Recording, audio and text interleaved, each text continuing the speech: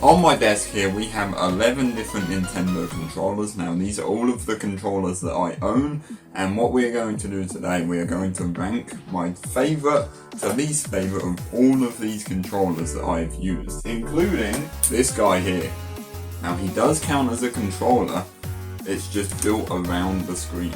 Right, we're going to start with the Wii Classic Control Pro. Now, I did put thumbsticks on this one. I got some thumbsticks as a present for my birthday a couple weeks ago, so I put them on these controllers, and there's a couple down here with the other two on as well. As a controller, it doesn't feel bad. I'm so glad they added the grips, because the Wii Classic Control didn't. The only really thing I don't like about this controller is that I feel like the thumbsticks are too low down. I have to probably crane my thumbs down to use it.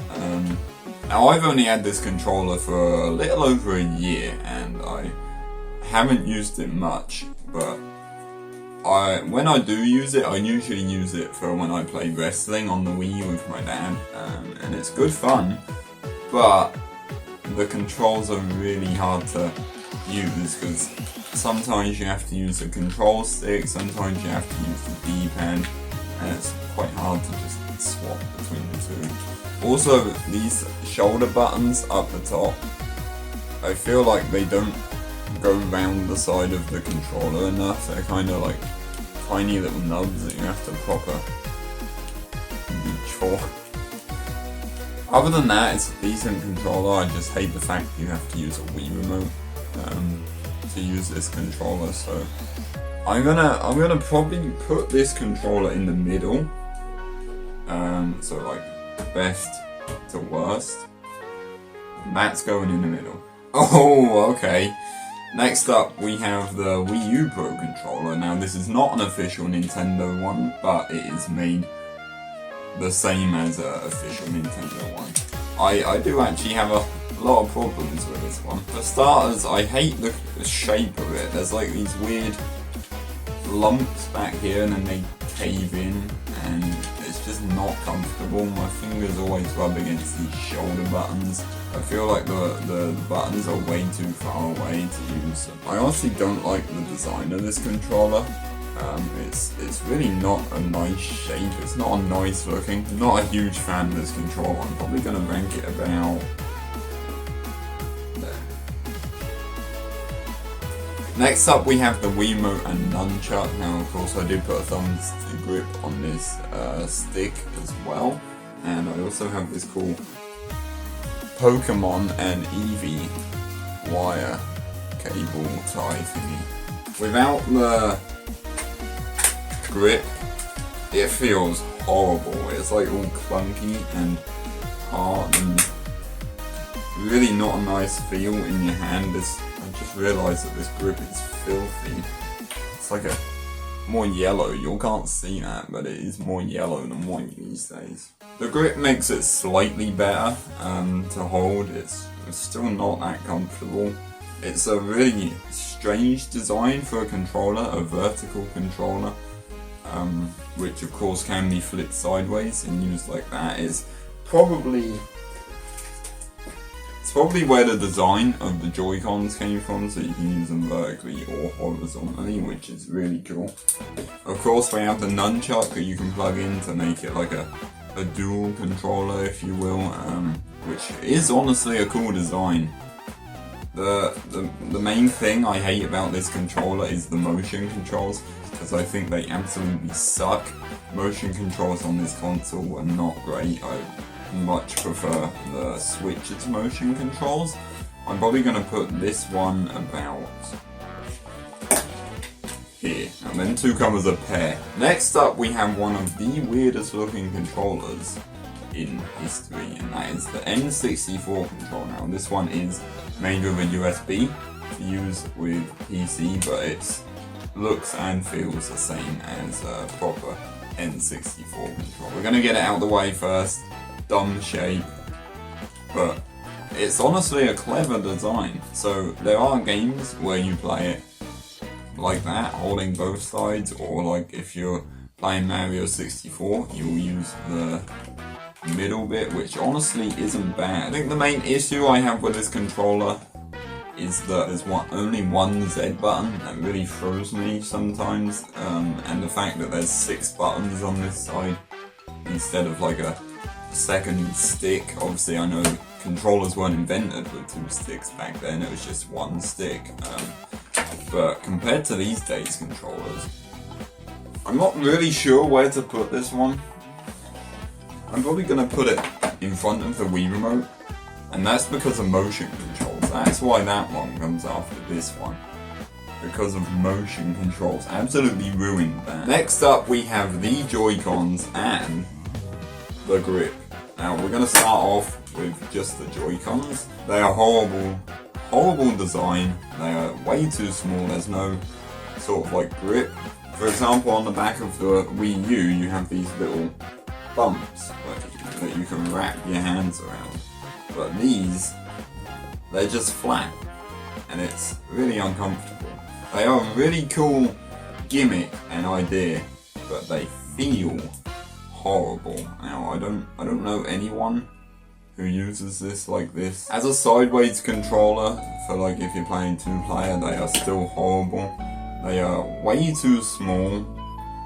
These little buttons on the top, you have to like arch your fingers to get to it.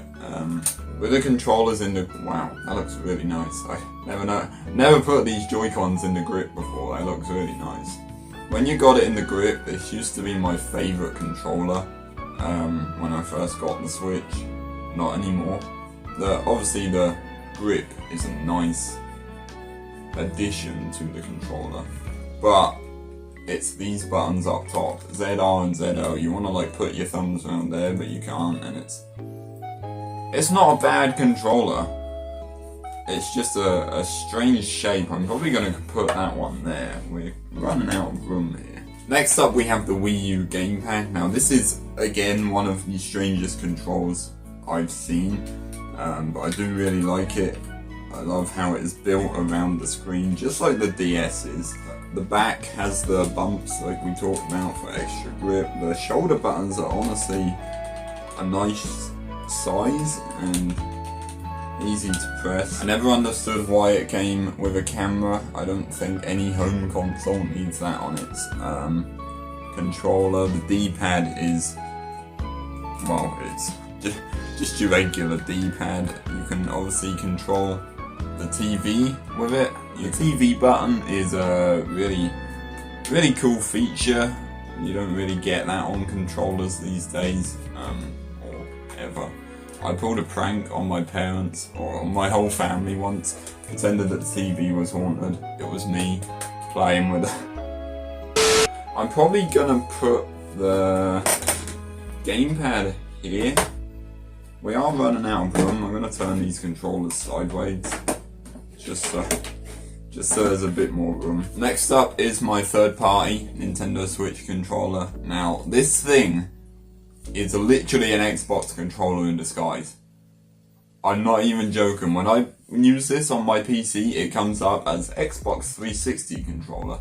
The rumble is awful. If you'll ever use them Afterglow controllers, them Xbox ones, you can see through them, and you can see the rumble, and it's that big thing that spins around in the handle. It's literally that. Motion controls are fine. What I don't like is again the shoulder buttons. It's like this little lip that sticks up. I really don't like it. These shoulder buttons are like mountains. They're like beep, beep, beep. Other than that, it's not a bad controller. It's going moldy. That's why I replaced this one. I'm gonna keep this, but it's going moldy inside. I took it apart and the circuit boards are going moldy. Controllers aren't supposed to do that. There. Next up we have the DS, and this is the new Nintendo 2DS XL, but it's basically the same as any other DS. I do have my new Nintendo 3DS up there. Honestly, it's not a bad little controller. This was my main console growing up. It's what I used to play on all the time. Hence why I have all of them DS games up on the top shelf. Control stick's fine. D-pad is fine. Home button, fine. I think the only thing I do have against this controller is the buttons. I feel like when I use it, my thumbs want to go over here, but obviously they're not, they're over here, so when I use my DS now it does take a while for getting used to that, but other than that it's a pretty nifty little controller. It's quite comfortable to hold. It'd be nice if it had some grips back here, but obviously DSs aren't supposed to have them. I'm probably going to put the DS probably there. Next up we have one of my favourite controllers that I have ever used, and that is the GameCube control. This is a lovely feeling controller. My dad has a third party one for the Wii, but it's really bulky, like really, really fat. These handles are like, and the back is like, and it's really not comfortable. But this one is really nice. When you're using it, you kind of just rest your fingers on the L and R buttons, which is really nice. I don't like how it's only got one Z button. It's not nice. The control stick is really nice feeling. The button layout is obviously a bit strange, but I can get used to that.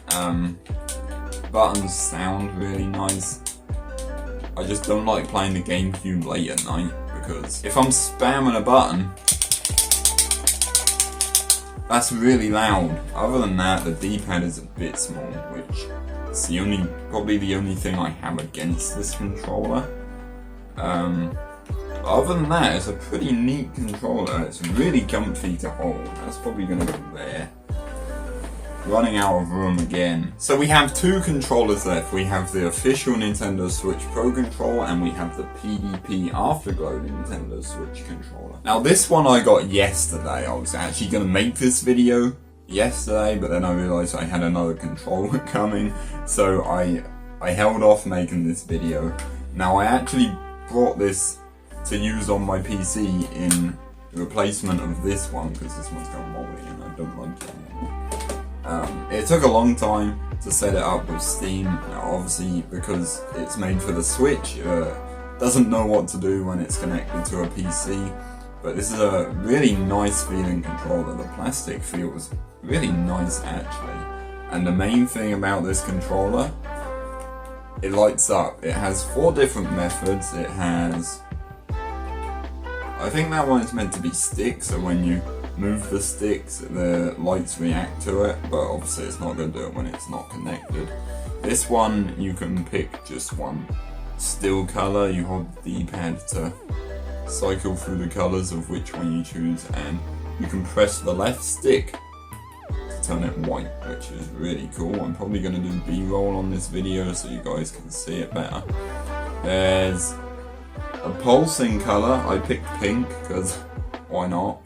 And then that one. The other thing different about this controller is that it has programmable back buttons. I think the two things wrong with this controller, the thumbsticks, unlike the Switch Pro control, these thumbsticks are kind of flat on the top, but these ones kind of dip in a little bit.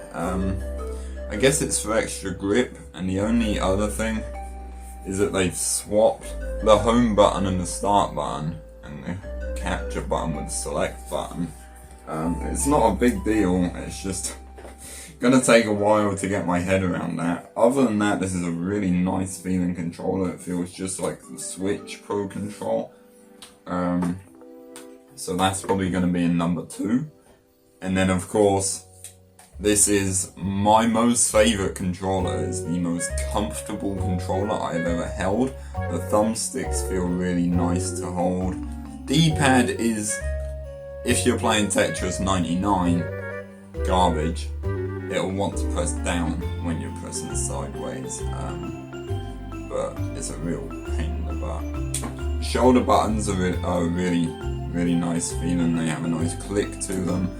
the ABXY buttons are nice and big, so you don't often press two at the same time by accident, and it has a really nice HD rumble. Now that is what I love about the Switch, it has HD rumble, and I like motion controls as well, so that is going in number 1.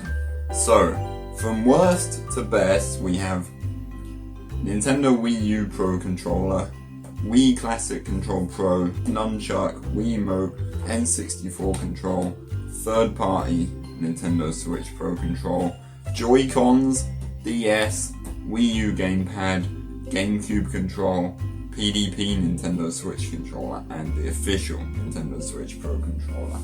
Honestly, that's not a bad ranking. That is pretty much what I expected it to look like. Just wish I had a longer desk so I could fit them all in. Also, one thing before we go, I completely forgot. One thing, those of you that watch me on Twitch, you'll know that I have a mate called Adam Hames. He's doing a month-long Twitch event in February where he's playing loads of different N64 games, and he is also open to collabs, so I plan to play Conker's Bad Fur Day at some point this year. So on the 3rd of February, I will be playing Conker's Bad Fur Day, and Adam will be playing a different N64 game, but it'll still be a sort of collab, and there'll be a multi-link, so if you guys want to watch both of us at the same time, you of course can. Yeah, I just thought I'd put that out there. There'll be a link to my Twitch and Adam's Twitch in the description below if you want to check that out. But yeah, I need to get a move on with editing this video, so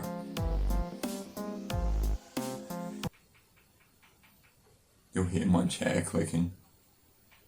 Oh, you like the new logo as well?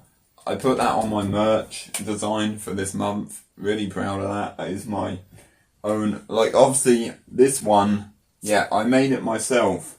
I didn't make him, and I didn't make him, and I nicked the design. That is basically based off of Nintendo's logo.